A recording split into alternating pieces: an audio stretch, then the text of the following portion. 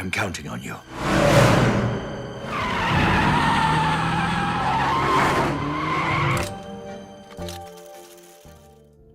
Lupin III, the first.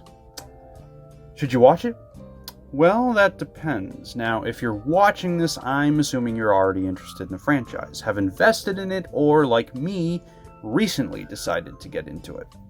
My first intro to Lupin's adventures were with Miyazaki's Castle of Cagliostro, which others have said is a solid starting point if you wish to get into the series.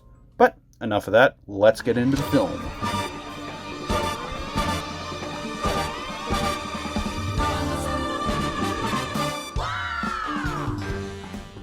For me, the trailers of this movie were it. I was captivated by the dynamic, fun, and energized scenes that packed a punch with a beat that is undeniably awesome. The camera work, the movements of the characters, and oh man, those facial expressions perfectly captured the spirit of not only our dauntless protagonist, but also the whole cast of the beloved series. So this movie, I watched it yesterday. I decided I wanted to go the legit route for a change and actually fork the $5 out on Prime Video to view it. At least a college student like me can actually afford that for a one-time deal.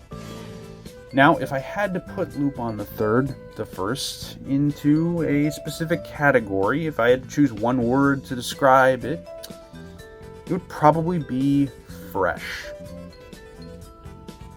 Now, as you might know, this franchise has been around since the 1960s. It's garnered a lot of attention, and this movie reflects that beautifully. Everything about the series is consistent. Officer Zenigata's constant pursuit, Lupin's expressive comedy, Fujiko's seductive genius, Jigen's shooting, and Goemon's swordsmanship. I'm no expert, but I know this movie's got it when it comes to the classic qualities that make Lupin III a great series. If you're wondering about these things, don't worry. They're in the film, and of course, Letitia is a wonderful addition to the cast. Now, moving forward, and of course, avoiding spoilers, the movie is quite fast-paced and doesn't waste time getting started. That's probably good because there's a lot of story to tell in the hour-and-a-half runtime, and with the action is a nice balance of dialogue that never feels rushed or boring. I did feel the movie could have fleshed some plot concepts out a bit more, as things could get a bit confusing at moments, but like I said, with the runtime, the writers did a solid job of wrapping everything up and giving each character in the main supporting cast's generous screen time. No one felt really cut out of the plot, everyone felt included. Planes, ships, cars, explosions, scenery. This movie had it all, especially that yellow Fiat 500. Those things are the coolest 17 horses on four wheels I've ever seen. Even went and got the Fiat Lego set after watching my first Lupin III film. But, if anything, a huge reason to watch this film is the animation alone. It's gorgeous. And as I said earlier, the character adaptation from 2D to 3D CGI animation is perfect. I don't think it's possible, honestly. I do not think it's possible to make them look more spot on than they did. Props to the studio and the team. They absolutely outdid themselves.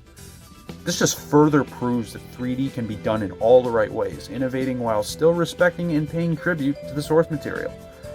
Speaking of paying tribute, music is the classic Yuji Ohno playlist, with the familiar swings of jazz and 1960s flair that make Lupin such a fun watch, especially car chases. So, should you watch Lupin III, the first? Heck yeah!